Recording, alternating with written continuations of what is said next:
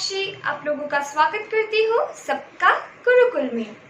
तो हमने डिस्कस कर लिया है बायोलॉजी का first chapter food, where does it come from.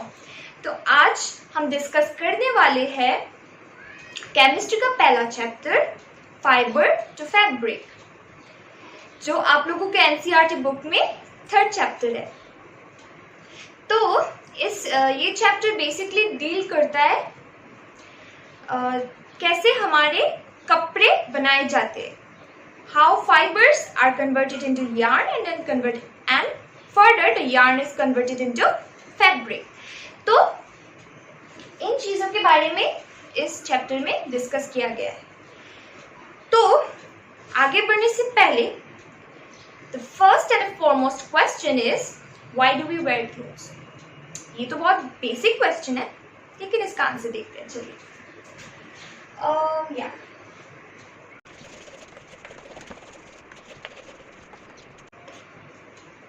Why do we wear clothes? तो इसका पहला रीजन है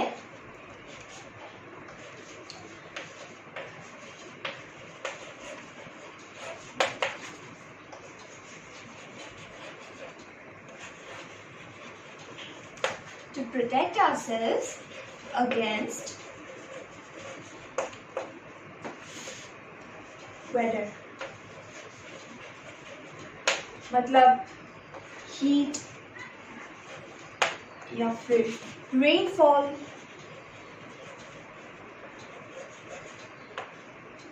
फिर कोल्ड।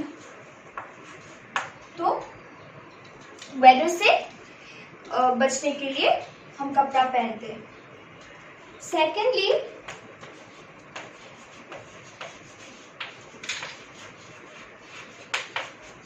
To protect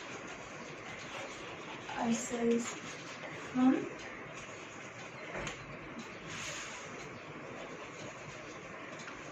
insects। जो छोटे छोटे इंसेक्ट्स होते हैं उनसे बचने के लिए हम कपड़ा पहनते हैं।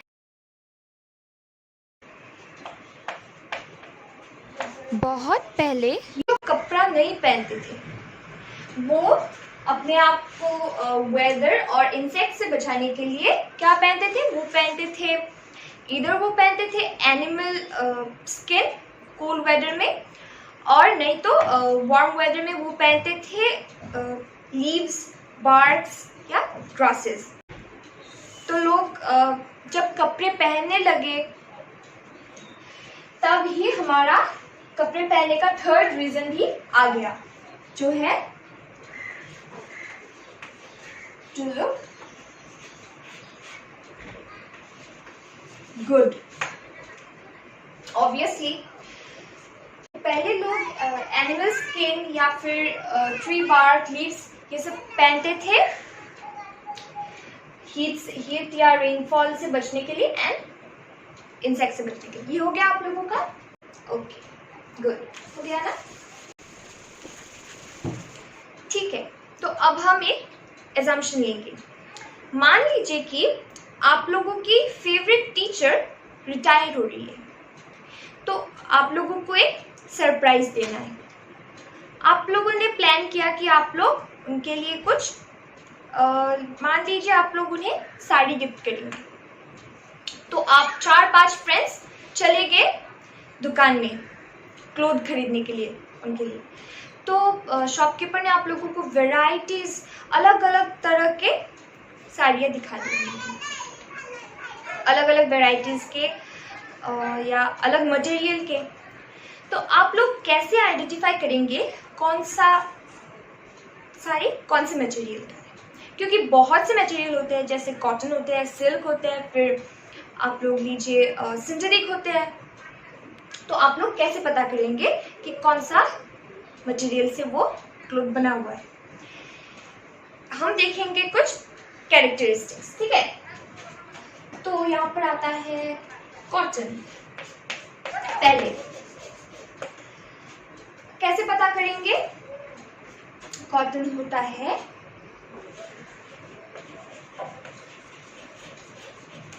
स्मूथ, फिर लीजिए सिल्क,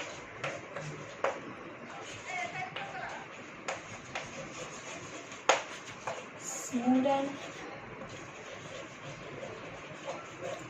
शाइनी। फिर लीजिए वुल, फ्लफी। फिर हम लेंगे जूट। जूट आप लोगों ने देखा ही होगा, वो बहुत रफ होता है टच करने के लिए।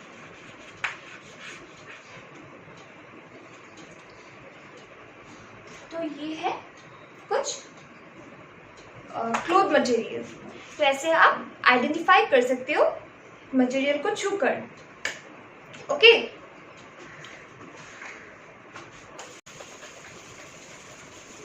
तो अब हम डिस्कस करेंगे आप लोगों के एनसीईआरटी बुक में दिया गया हुआ एक्टिविटी नंबर 3।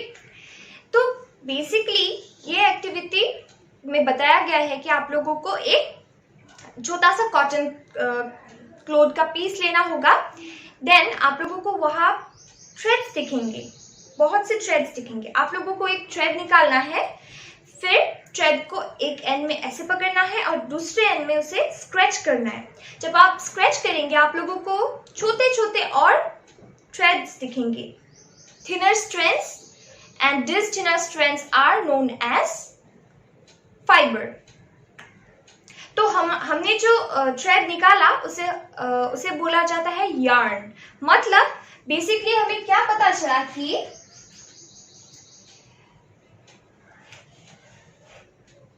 फैब्रिक मतलब हम जो कपड़े पहनते हैं is are made up of yarn and yarns are further made up of fiber। समझ में आया?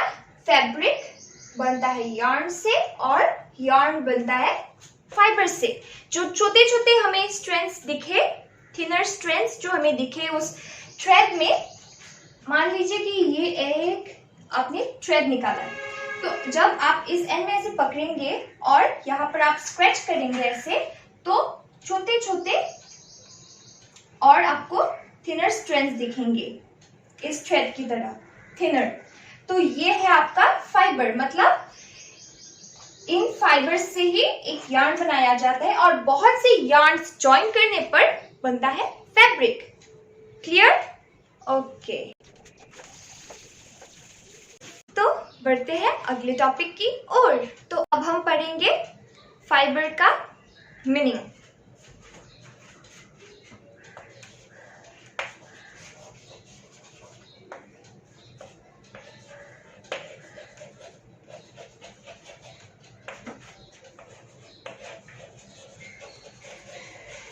Thinner strands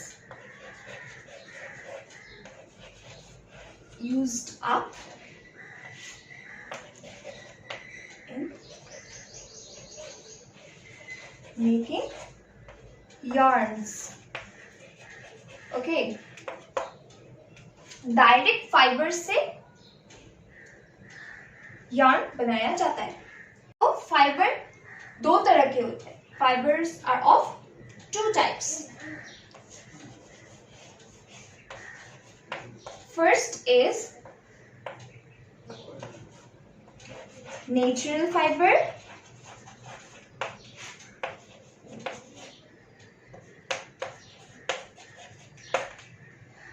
and the second is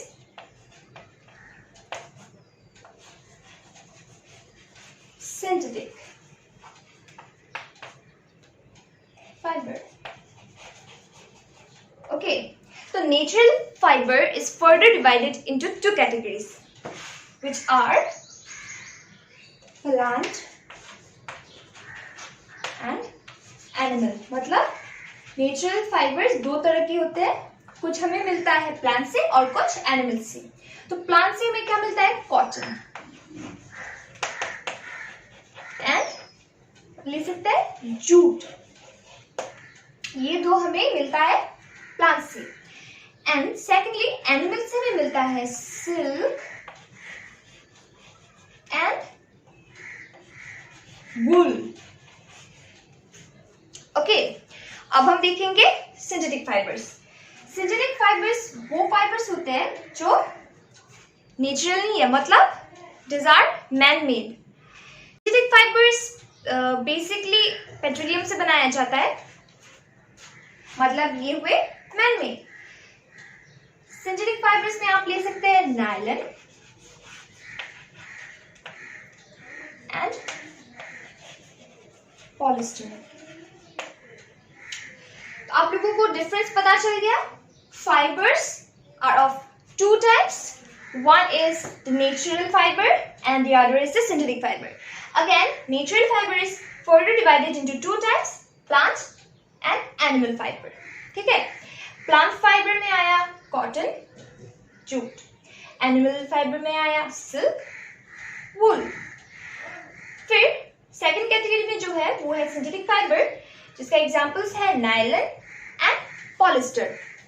Clear? Good.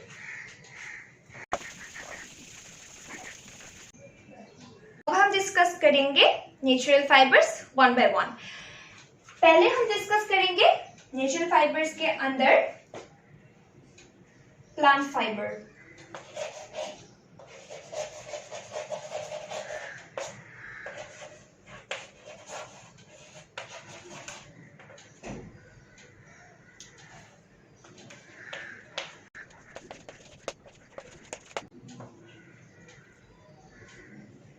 पहले क्या ले हम? पहले लेते हैं हम कॉटन।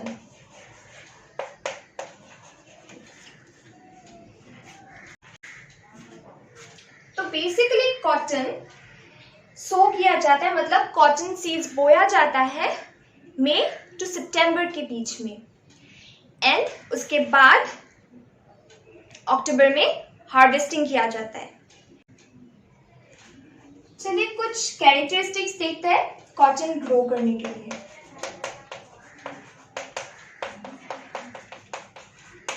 ये आप लोगों के एनसीईआरटी बुक में नहीं दिया गया है, लेकिन ये बस मैं आप लोगों को कुछ जनरल नॉलेज के लिए बता रही हूँ। तो कॉटन बेसिकली ग्रो होता है ब्लैक एंड एलुवियल सॉइल में।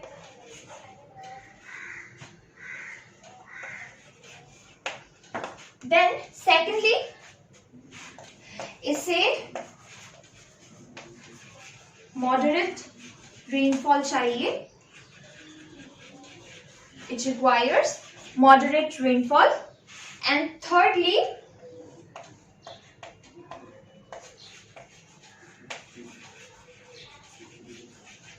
moderate temperature। तो क्या आप लोगों को ये बात पता है कि ब्लैक एंड एलुवियल सॉइल में सिर्फ क्यों कॉटन ग्रो होता है? कॉटन को सिर्फ ब्लैक एंड एलुवियल सॉइल इसलिए चाहिए क्योंकि उसमें मॉइस्चर होल्डिंग कैपेसिटी है। तो कॉटन ग्रो करने के लिए सिर्फ यही सॉइल चाहिए।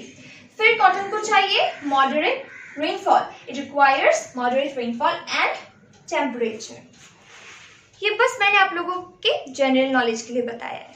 ओके, आप लोग इसे लिख भी सकते हैं, आप लोग रख लीजिए अपने पास ये नोट। ओके, ये कुछ एक्टिविटी डिस्कस कर लेते हैं। तो आप लोगों के बुक में एक एक्टिविटी दिया गया है, एक्टिविटी नंबर 4, जहाँ पर डिस्कस किया गया है कि आप लोगों को एक कॉटन बॉल लेना होगा, फिर उसके दोनों एंड में पकड़ के आपको ऐसे खींचना होगा। जब आप उसे खींचेंगे तो आपको दिखेगा एक यार्न, मतलब एक थ्रेड जैसा कुछ। फिर ये थ्रेड से हम बना सकते हैं फैब्रिक्स। ठीक है, चलिए अब जानते हैं कॉटन यार्न बनाने का प्रोसेस। तो क्या होता है, कॉटन जो प्लांट्स होते हैं, कॉटन प्लांट्स में फ्रूट्स लगते हैं, फ्रूट्स के अंदर ही होता है कॉटन फाइबर। तो जब वो फ्रूट्स मैच्योर होते हैं, दे बर्स्ट अप, वो फट जाते हैं, फिर हमें वो व्हाइट कॉटन फाइबर दिखाई देता है। वो फाइबर कॉटन सीड्स को घेर के रखता है। तो उस कॉटन फाइबर को हम निकाल लेते हैं एंड देन एक प्रोसेस से cotton seeds and cotton fibres को सेपरेट किया जाता है and that process is known as ginning. लिख लेते हैं।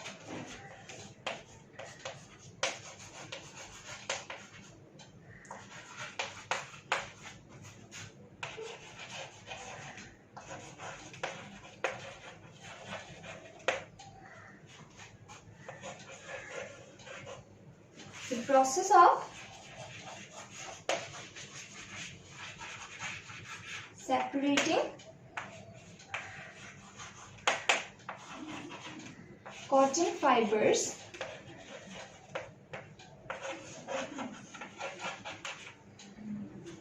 from cotton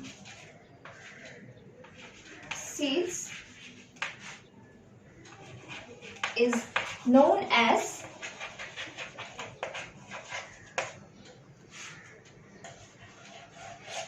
ginning.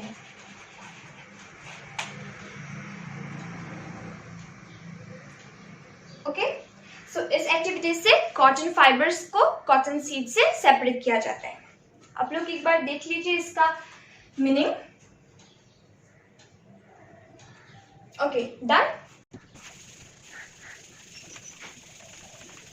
देन अगला प्रोसेस है स्पिनिंग। तो इस प्रोसेस में क्या किया जाता है?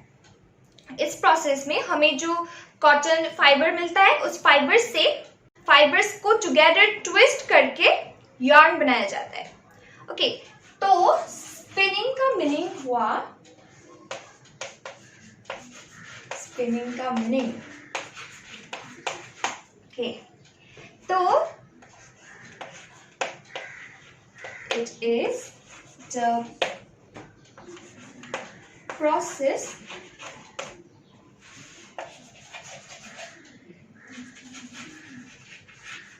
by which fibers are used up in making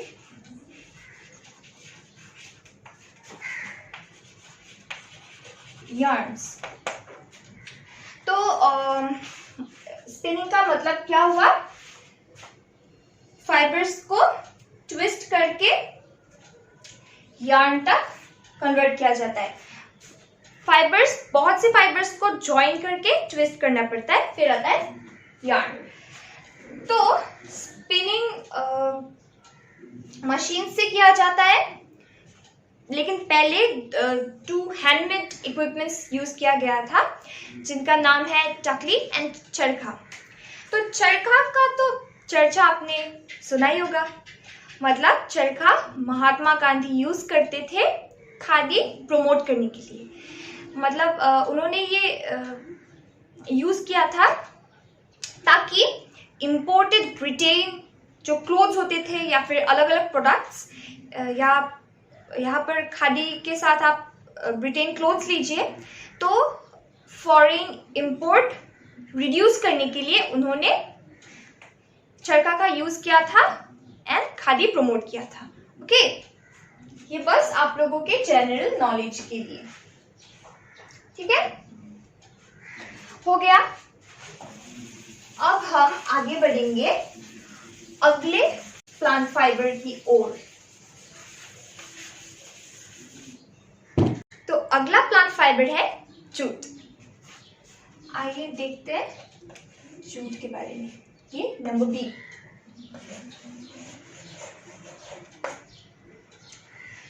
आपके जनरल नॉलेज के लिए बताऊंगी, जूट बोया जाता है फरवरी से मई के बीच में and after 4 to 5 months harvesting is done. Okay, अब देखते हैं कुछ कैरेक्टरिस्टिक्स। लेकिन क्या आपको ये बात पता है कि जैसे कॉटन तो अभी मिल रहा था कॉटन फ्रूट में, जूट कहाँ से मिलता है पता है? जूट का कोई फ्रूट नहीं होता है। जूट प्लांट जो होता है, प्लांट के स्टेम से मिलता है जूट। ओके, अच्छा, आप लोगों ने कभी ये देखा है जूट से क्या बनाया जाता है? सबसे कॉमन तो है रैग्स। रैग्स देखा है ना आप लोगों ने? वो जूट से बनाया जाता है। तो कुछ कैरेक्टरिस्टिक्स देख लेते हैं। पहला कैरेक्टरिस्टिक है इट रिक्वायर्स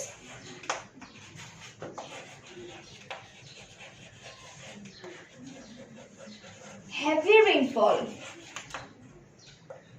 बहुत ज्यादा बरसात चाहिए। And secondly it requires high temperature. ज्यादा, जहां पर ज्यादा टेम्परेचर होता है वहीं पर ही जूट सीड्स बोया जा सकता है। And thirdly most important, jute bags काम आ सकते हैं। Why? Because it is biodegradable. Plastics biodegradable नहीं होते, इसलिए आप ज्यादा से ज्यादा तक जूट बैग से यूज कीजिए शॉपिंग के लिए, ठीक है? ये आप एक बार देख लीजिए।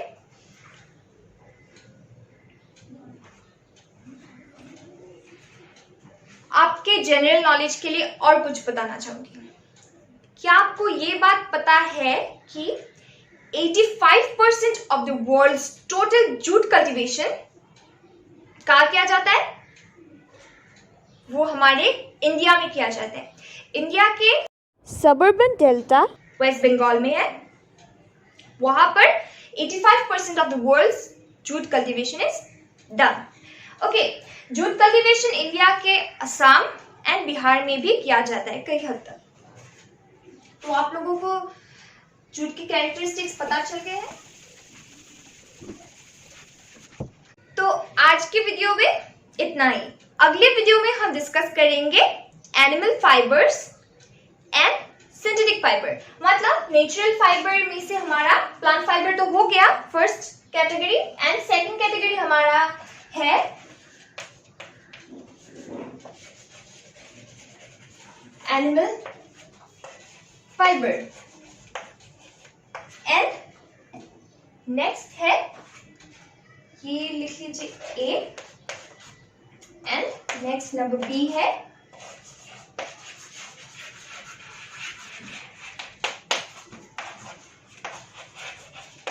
Synthetic fibre. तो हमारा नेचुरल फाइबर में से प्लांट फाइबर हो गया।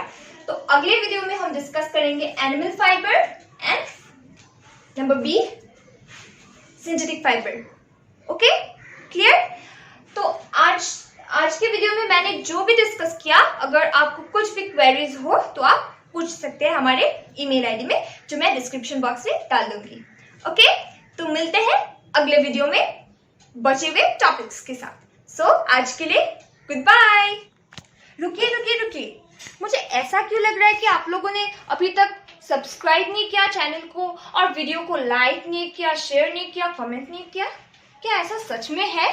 अगर है तो अभी चैनल को सब्सक्राइब करो, वीडियो को लाइक करो, कमेंट करो एंड शेयर करो। और अगर आप लोगों को कुछ समझ ना आए तो बेझिझक हमें पूछिए।